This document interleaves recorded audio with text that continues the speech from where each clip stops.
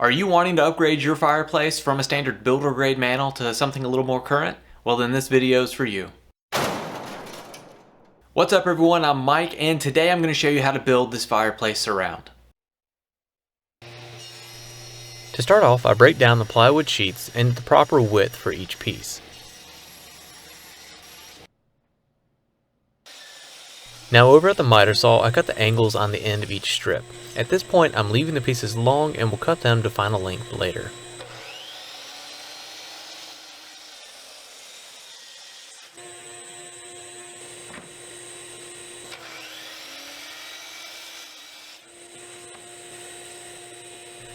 While I could just turn the saw the other direction, sometimes I like to transfer the marks and flip my board over so that my setup on the saw stays consistent.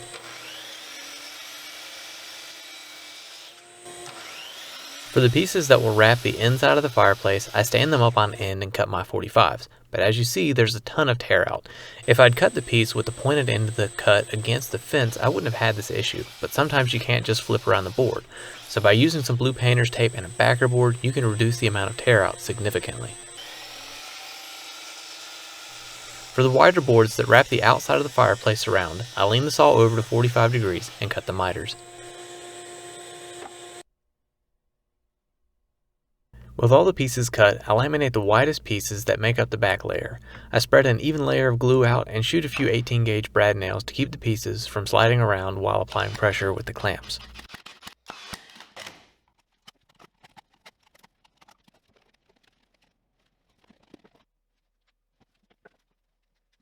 Now I repeat the process for the pieces that will make up the back layer for the left and right sides. Since these pieces are the same profile, I stack them together and clamp them at the same time, and this just makes the process a little bit faster.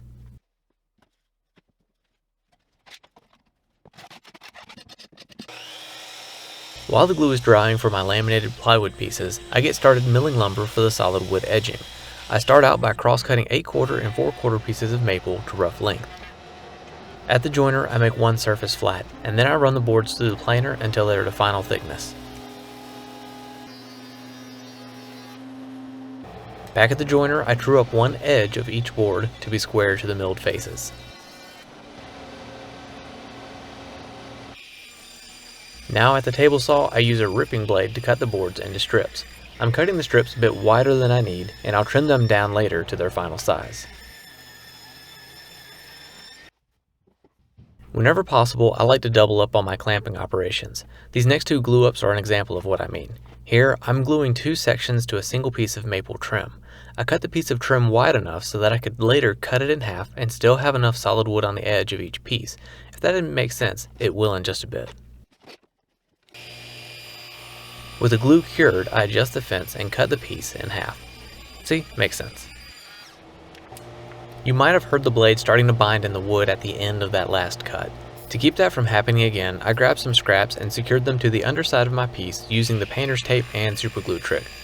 With this piece now supported on both sides of the blade, I can cut them apart without the risk of pinching the table saw blade. Also, just a heads up, I have all the tools and materials used in this project listed in the description below. To trim the hardwood edging flush with the plywood, I built a tall auxiliary fence that has a gap between the bottom of the fence and the table. This gives me a large surface for the plywood of my pieces to write against while I trim the edging. I'm using a 1/2 inch helical router bit for this operation. I like these because they cut so much smoother and are far less likely to chip out the wood than a standard router bit.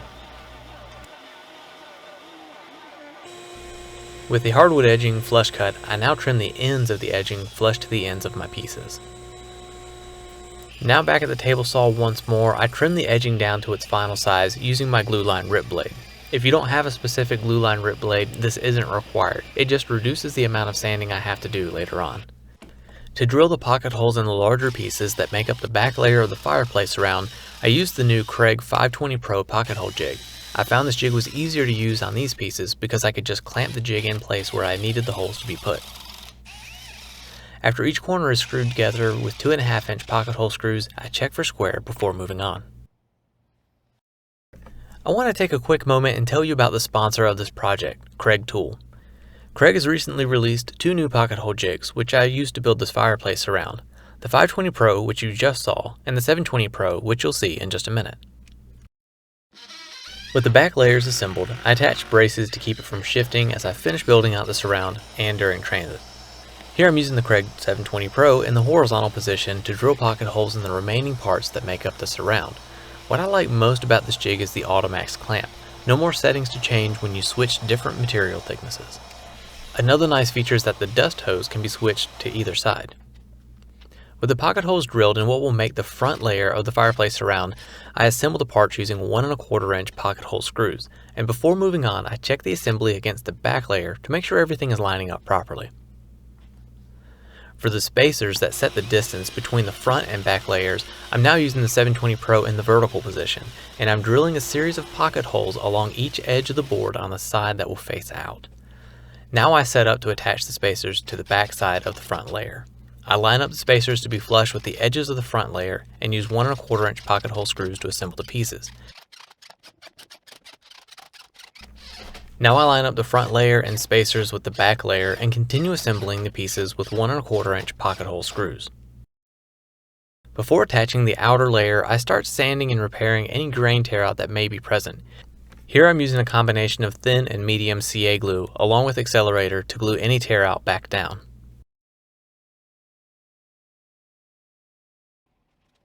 Before adding the outer layer, I do a dry fit to make sure the miters match up perfectly, and with that done, I apply a liberal amount of glue and use 1 1/2 inch 18 gauge brad nails to hold everything together.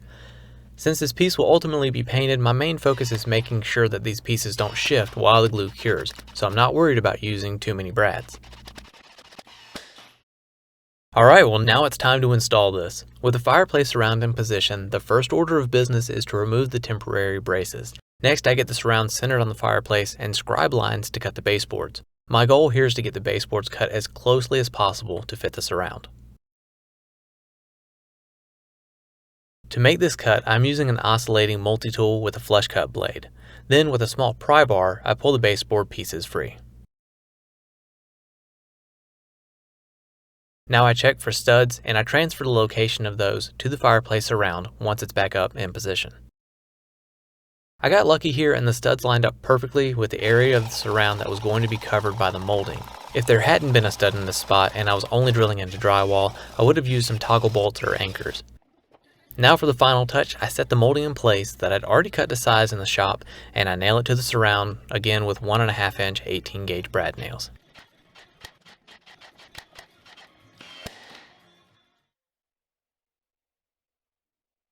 Well, my work here is done for the day. If you like the way that this fireplace surround came out, grab the plans that are linked in the description below and leave me a comment to let me know what you think about the project. Ah, you're still there. Awesome. Hey, if you enjoyed this video, I got another one queued up for you right here. And if you want other awesome content from me, check out those. Anyways, hope you enjoyed the video. Please hit the like and subscribe. And until next time, have fun making something.